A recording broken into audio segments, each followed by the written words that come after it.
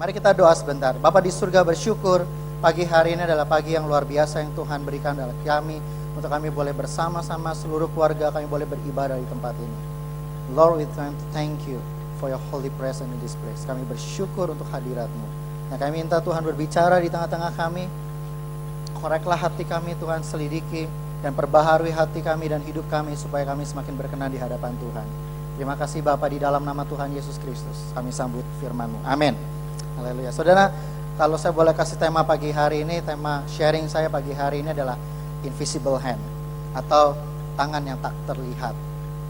Saya mau cerita tentang satu kisah hidup seorang hamba Tuhan di dalam Alkitab yang saya suka sekali dengan pribadi ini. Namanya Musa. Musa adalah orang yang sangat luar biasa sekali. Karena kisah hidupnya dia very dramatical.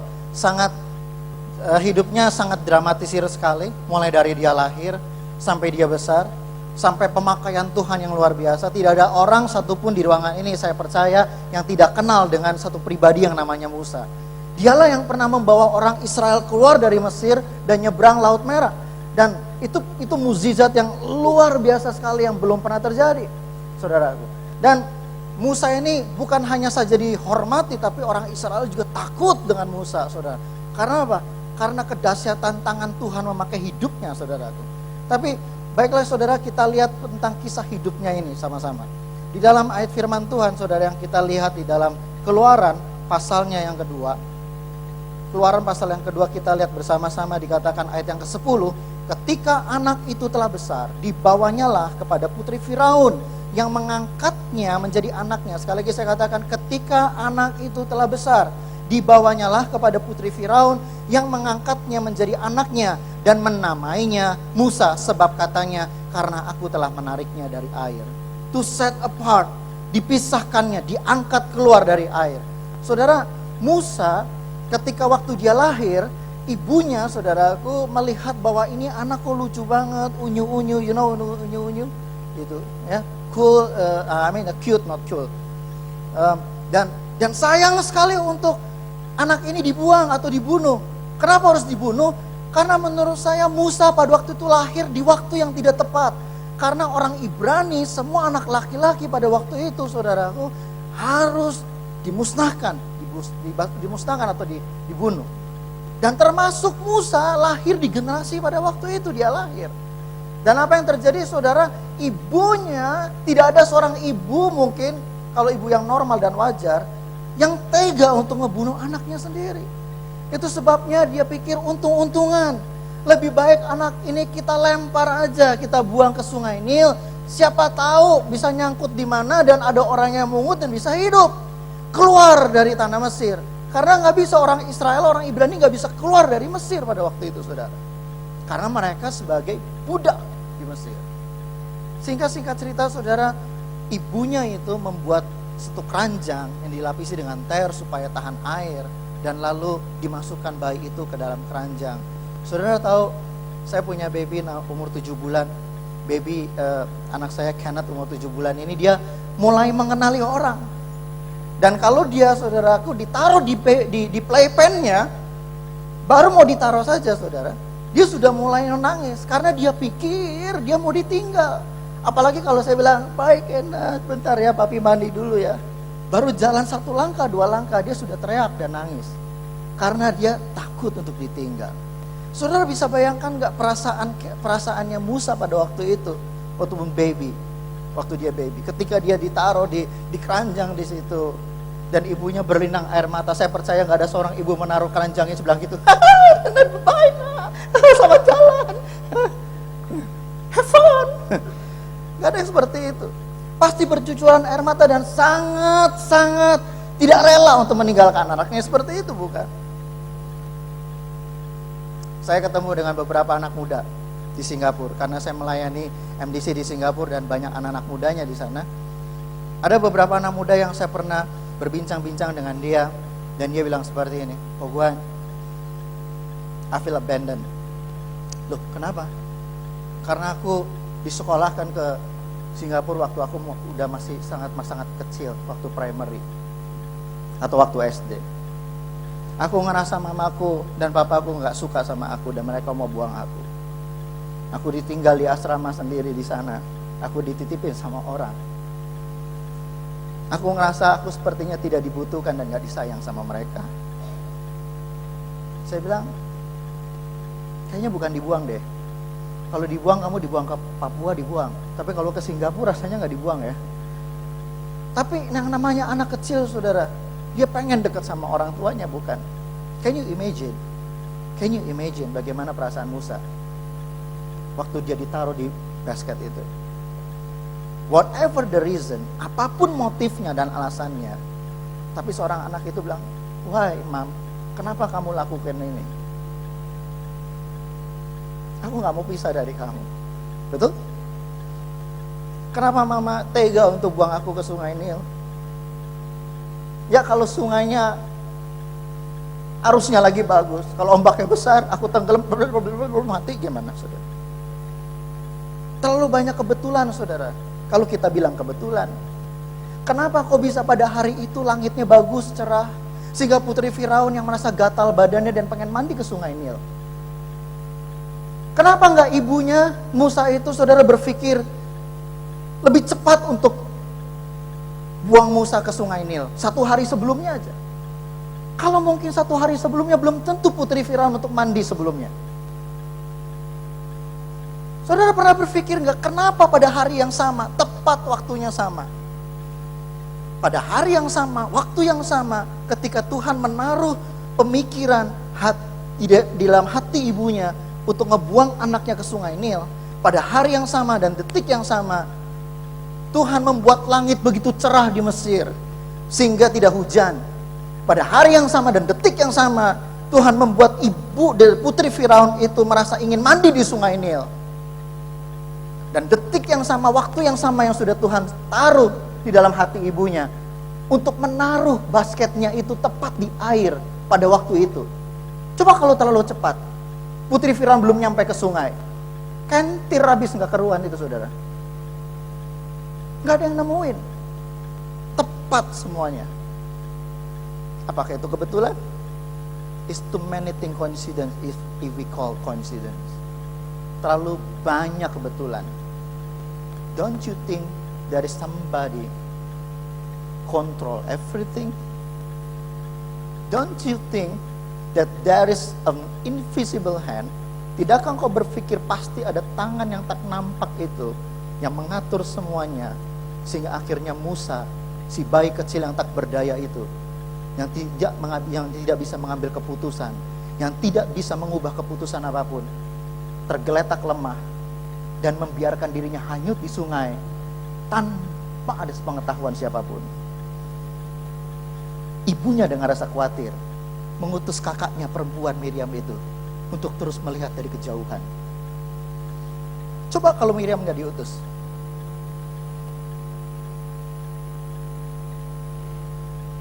betul? Bersyukur hari itu semuanya Tuhan sudah atur, sehingga tepat pada waktu putri Firaun sedang mandi, pegawainya bisa melihat ada keranjang yang mengapung di sungai Nil. Dan ini yang luar biasa, ketika putri Firaun itu melihat di dalam keranjang itu bayi anak laki-laki orang Ibrani, putri Firaun bisa akhirnya berbelas kasihan karena melihat bayi yang unyu-unyu ini. Bisa nggak kira-kira dia berpikir begini, karena dia orang pemerintah? Dia bilang, loh, seharusnya semua bayi laki-laki tidak ada di Mesir, harus dibunuh semuanya. Bisa nggak dia berpikir untuk bunuh sekarang juga? Bisa, sangat bisa, karena dia orang yang punya otoriti. Tapi hari itu Tuhan bisa mengubah hatinya, bisa berbelas kasihan, sehingga akhirnya saudaraku Musa diangkatnya dari air. Belum selesai ceritanya.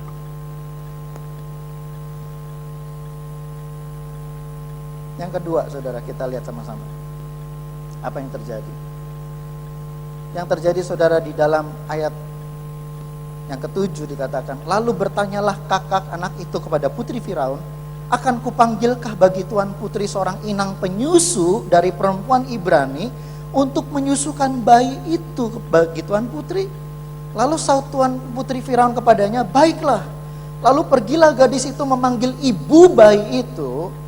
Maka berkatalah putri Firaun kepada ibu itu, bawalah bayi ini dan susukanlah dia bagiku, maka aku akan memberi upah kepadamu. Kemudian perempuan itu mengambil bayi itu dan menyusuinya.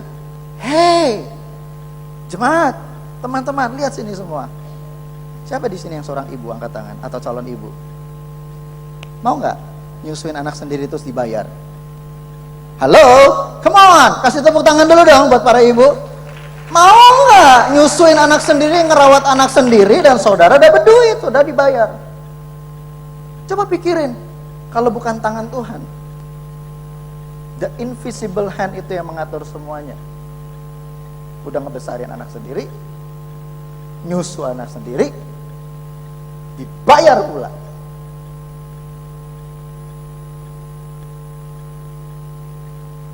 Semua orang berpikir Musa hidupnya tragis, lahir di zaman dan waktu yang tidak tepat, sehingga dia harus dibuang.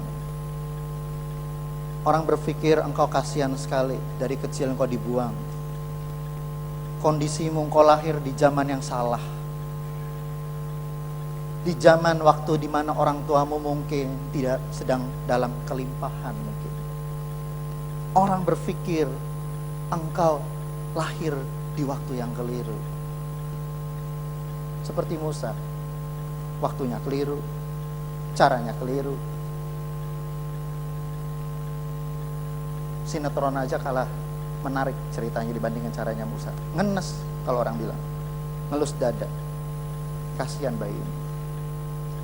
But I want to tell you, there is an invisible hand who take control everything to turn the bad things into the good things and the miracle to God. Amen. Ibu mana yang mau nyusuin anaknya sendiri dan dibayar? Semua ibu pasti mau. Saya yakin pada waktu itu ibunya berkata demikian. Tidak usah Tuhan, dengan senang hati akan aku susukan bayi ini. Tetapi putri itu bilang, tidak, susukan dia bagiku, dan aku akan memberikanmu upah untuk membesarkan anak itu. Siapa bilang Musa dibesarkan di istana Firaun? Tidak. Musa tidak dibesarkan di istana Firaun. Musa dibesarkan oleh ibunya. Karena waktu dia besar, baru diserahkan pada putri Firaun. Anak itu yang namanya Musa dididik dengan value, dengan nilai, dengan cara orang Ibrani, sehingga dia tahu persis siapa jati dirinya yang sesungguhnya.